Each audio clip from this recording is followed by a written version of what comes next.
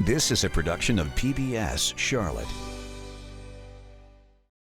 Just ahead on Carolina Impact.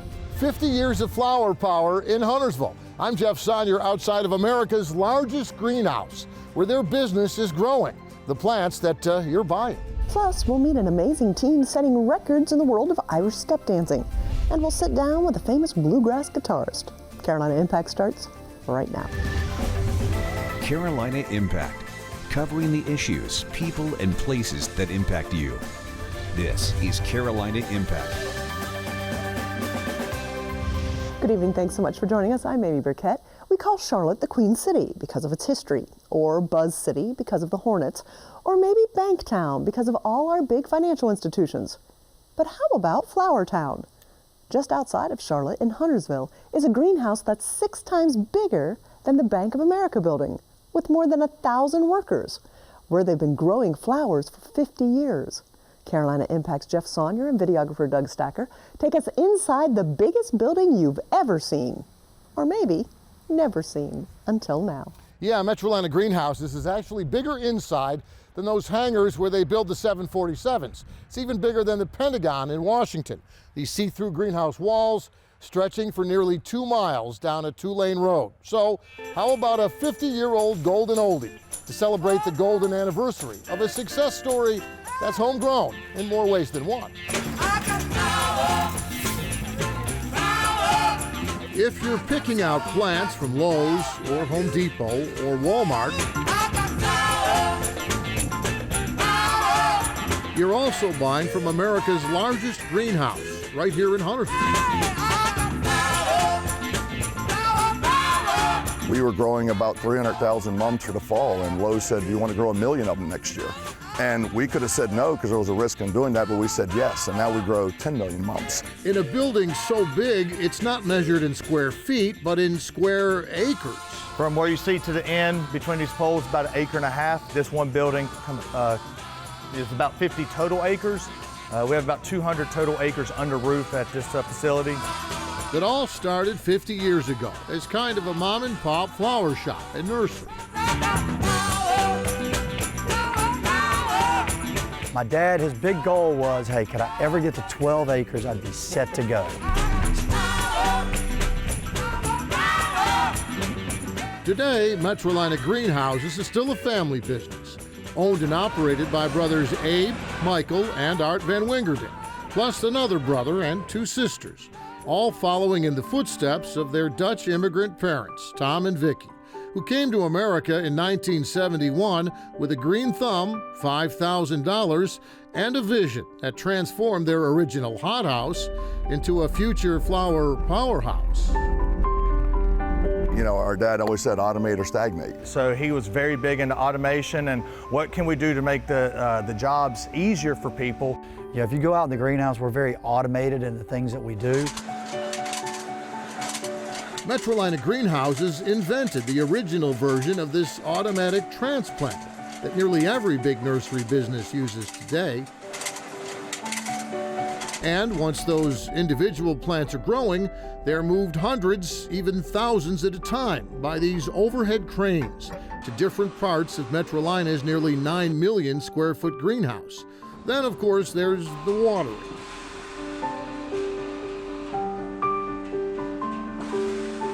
You run 2 to get the maximum pressure, and then we also have the speed control. Grower Robin Statham shows us how it's all done with just the push of a button. So if I wanted to speed it up and go 30. Today, she's putting water on row after row of these still growing poinsettias. The watering system, all computer controlled. And the water itself, well, every drop is recycled rainfall from these giant greenhouse ponds. We pump about 1 million gallons of water a day on average here at Metrolina in Huntersville, and about 500,000 goes back to the pond. Any water that falls anywhere on the greenhouse, in the greenhouse, whether it's watering plants, parking lots, it doesn't matter, it goes back to a pond. Art Van Wingerden is co-CEO of Metrolina Greenhouses, overseeing its sustainability and technology.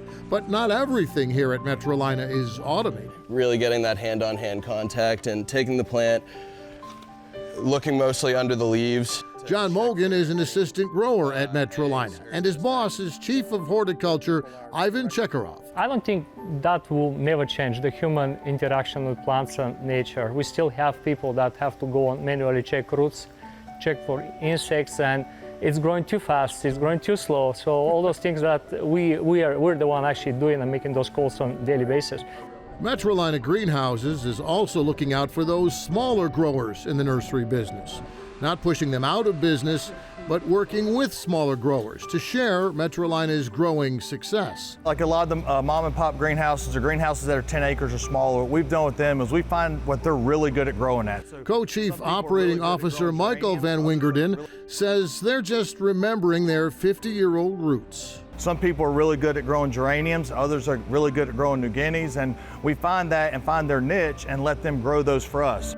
Growing for Metrolina means access to those big box stores that Metrolina supplies and all those big box shoppers. Plus those Metrolina trucks and trailers that transport 70 million plants a year right from the greenhouse to your garden center. And if you're shopping for plants on a garden center website at home, well, Metrolina will also ship plants right from the greenhouse to your house. This is peak season for mums. We're doing around 2,000 boxes a week. A lot of the smaller items we ship as multi-packs, so every item goes down the belt here. It gets cleaned, it gets sleeved, has a soil protector on it. It'll go into an insert and then go into that finished good box to help protect it. My biggest fear is gardeners not having success and not coming back next year. Co-CEO Abe Van Wingerden says that's why Metrolina also has acres of these outdoor trial gardens, where they do what most gardeners do in their home gardens. No special watering for the flowers here, just plant them to see what grows and what doesn't. People can buy a nice plant in a pot and we can make it look nice in the greenhouse, but if it really works for a consumer, it's when it works in the garden. How big is this plant going to get? What do I need to do to it? Is it going to change colors over time? Because here at America's biggest greenhouse, whether it's mums in the fall, poinsettias during the holidays, or these spring blossoms when the weather warms, they know that if they grow the best flowers, well, their 50-year flower business will keep growing too for the next 50 years. So it's that family business atmosphere we love. And we treat our employees like family. We built on because there's demand for what we're doing. Our goal is not to be the biggest. Our goal is definitely to be the best. All totaled, Metrolina sells over $350 million worth of plants every year to more than 1,400 stores. And they're building a second greenhouse down in South Carolina. But every morning at 9:30, the Van Wingerden brothers take a break to have breakfast with their mom, who still lives here at the greenhouse, in the family house, where it all started. Amy? Thank you, Jeff. To find out more about the history and future of America's largest greenhouse right here in Mecklenburg County, head to our website at pbscharlotte.org. Well, do you remember Riverdance? It debuted in 1994 and became a PBS special in '96, and that's when I fell in love with Irish step dancing. Its history dates back to the 17th century. Carolina Impact's Jason Terzes introduces us to a CMS student winning international competitions with this beautiful art form.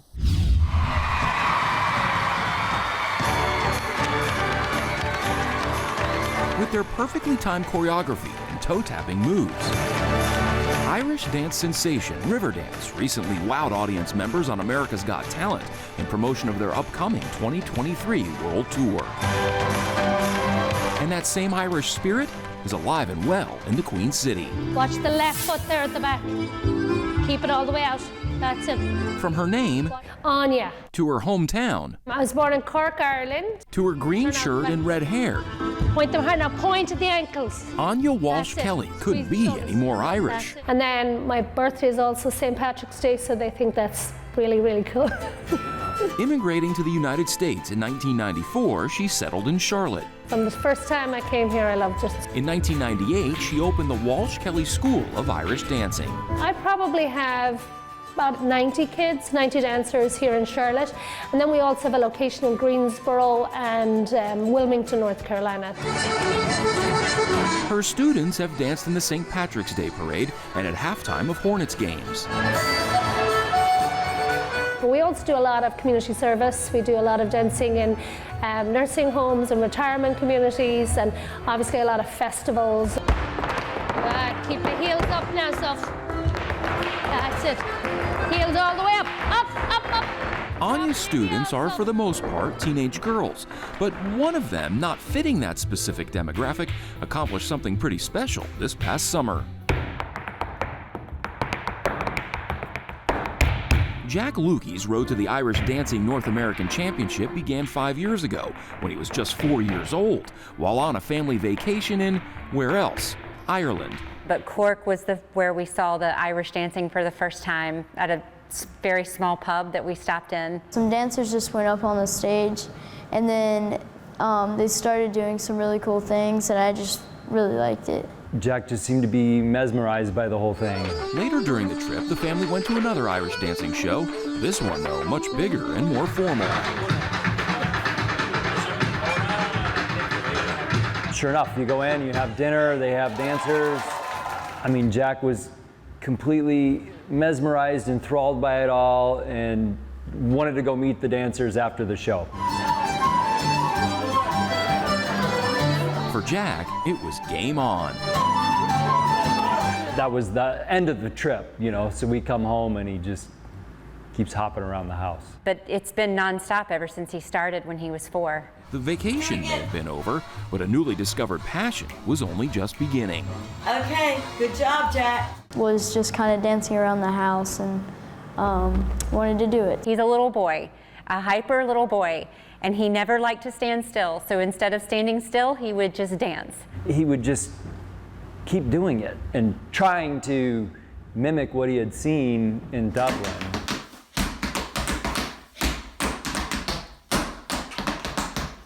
I would be talking to Jack and trying to have a conversation with him, and he would just be jumping in place, doing what he thought was Irish dancing.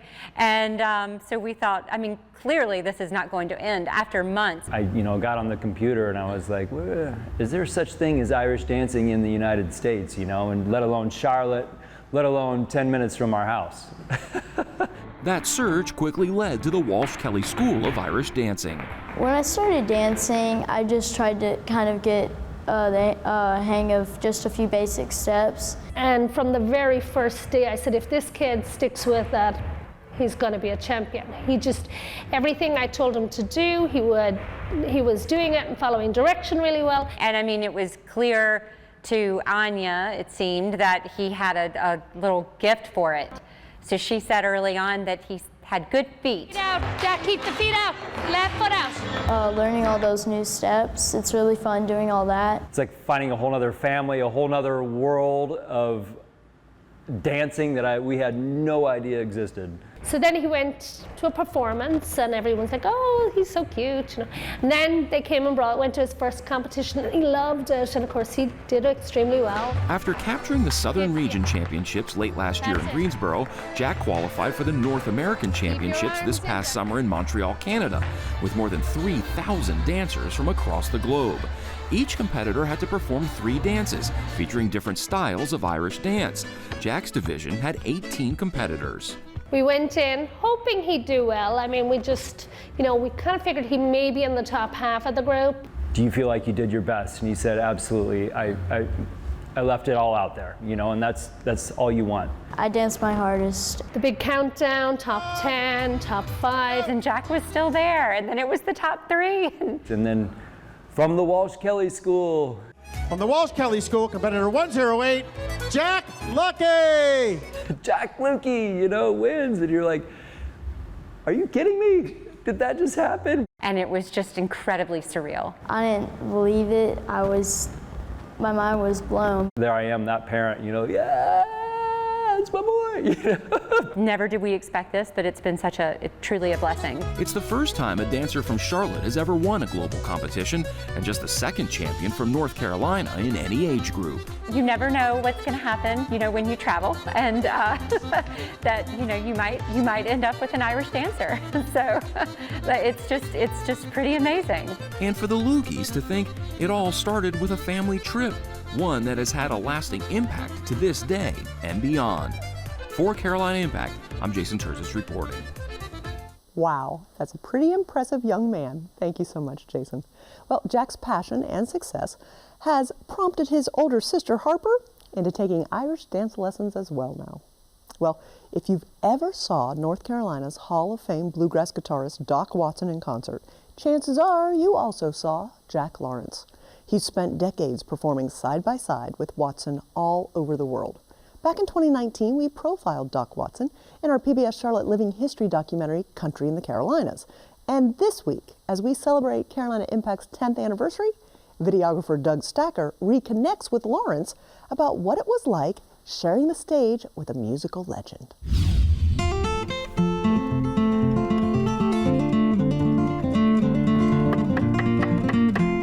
I grew up listening to this guitar on record.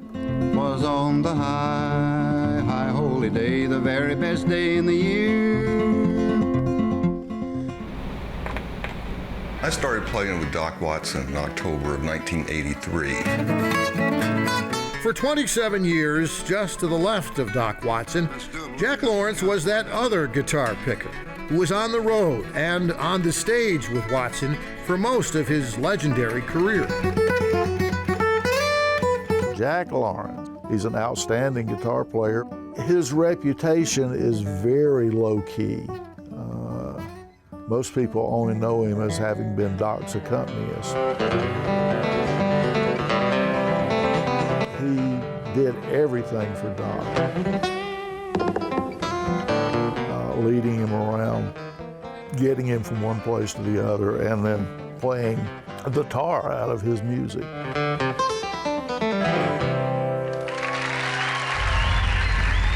I grew up in a little community called Croft. It's between Charlotte and Huntersville on Highway 115. There was nothing there but Wash Davis General Merchandise, and back then there were still a lot of soybean farms. I mean, I started listening to Doc Watson around 1965 or 6. And my mother says if I went into my room when I was, 13 or 14, came out when I was 18 and I could play guitar. I learned to play from records just like everybody else, putting that needle back, working on it, putting that needle back and working on it again, over and over. That's how I learned. Doc was the one in the mid-60s through the mid-70s. He was the guy. He was the one everybody listened to. After high school, I went to the New Deal String Band, and what that did for me was kind of open me up to other styles of music.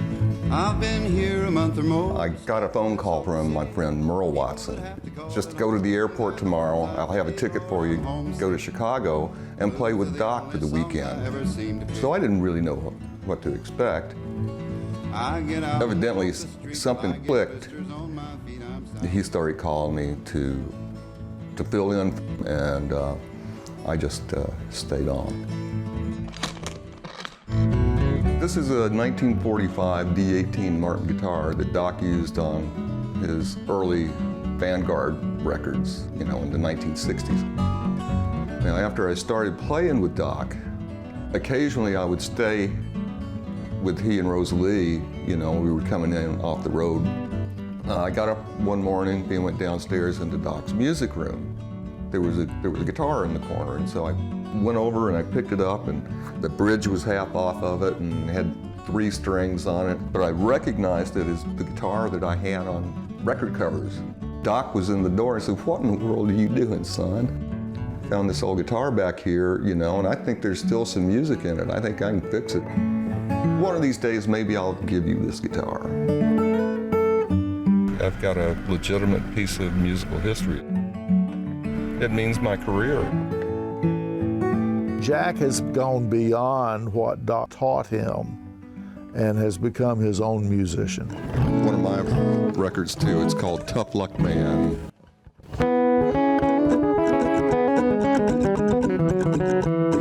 I hope I'll be lucky some old day. About every day in some way, thoughts go back to Doc.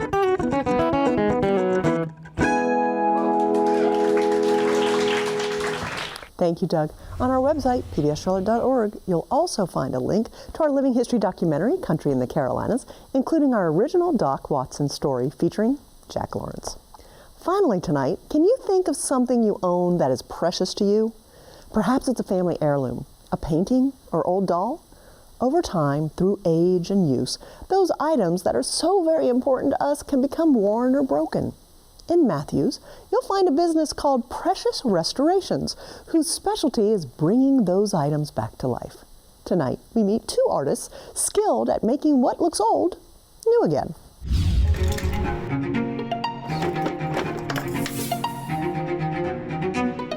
It's humbling and it's honoring for us.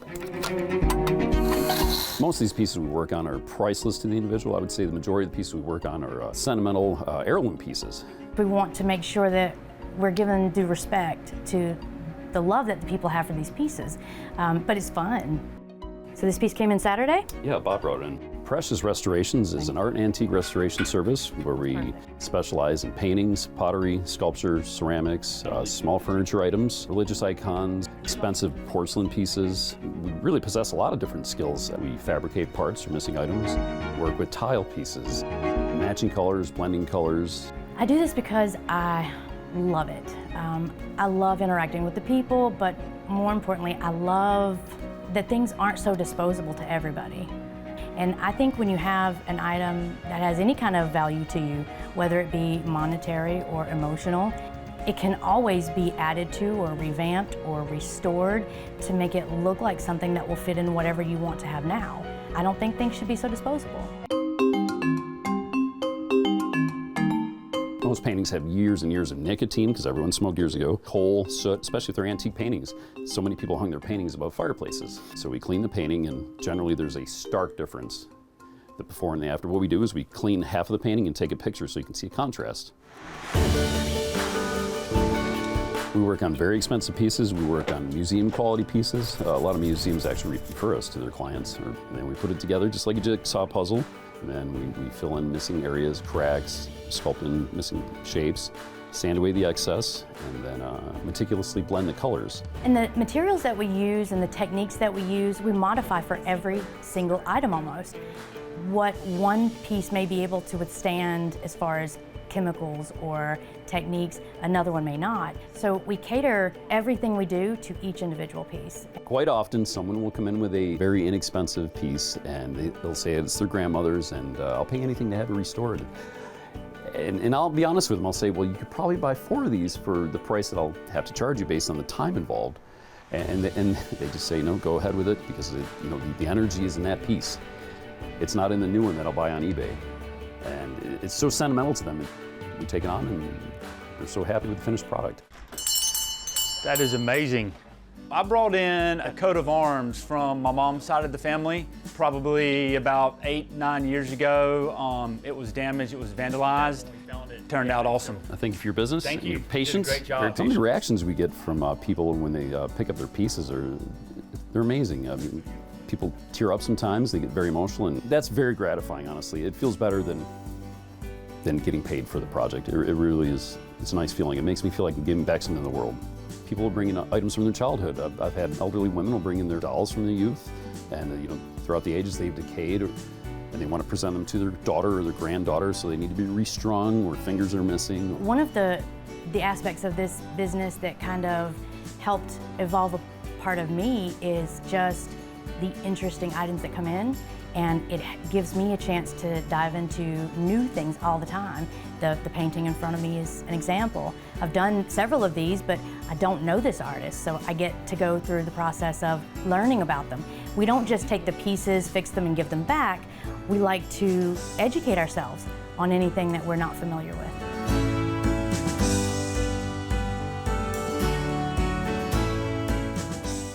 I learn something new every day. What a wonderful business. Our region is filled with so many great businesses and people doing great things. We'd love to learn about the people you know who are making a positive impact on our region, so we could tell their story on a future Carolina Impact. Just email us the details to stories@wtvi.org. Thank you so much for inviting us into your home tonight. Carolina Impact is funded by viewers like you. If you've never invested in your only local PBS station, I want to personally invite you to join our family. And when you choose to make a donation, ongoing, of $10 or more a month, you'll receive our very popular member benefit PBS Charlotte Passport. It's our on-demand streaming service. When you become a member of PBS Charlotte, enjoy the benefits of PBS Charlotte Passport, our member-only video on-demand service you can watch anytime, anywhere on your favorite digital device. The PBS Charlotte Passport Library currently offers more than 1,000 episodes from popular programs like American Experience, Antiques Roadshow, Nature, Nova, Masterpiece, and more. Thank you for becoming a member today. Well, that's all the time we have this evening, my friends. Thanks so much for joining us. We always appreciate your time and look forward to seeing you back here again next time on Carolina Impact. Good night.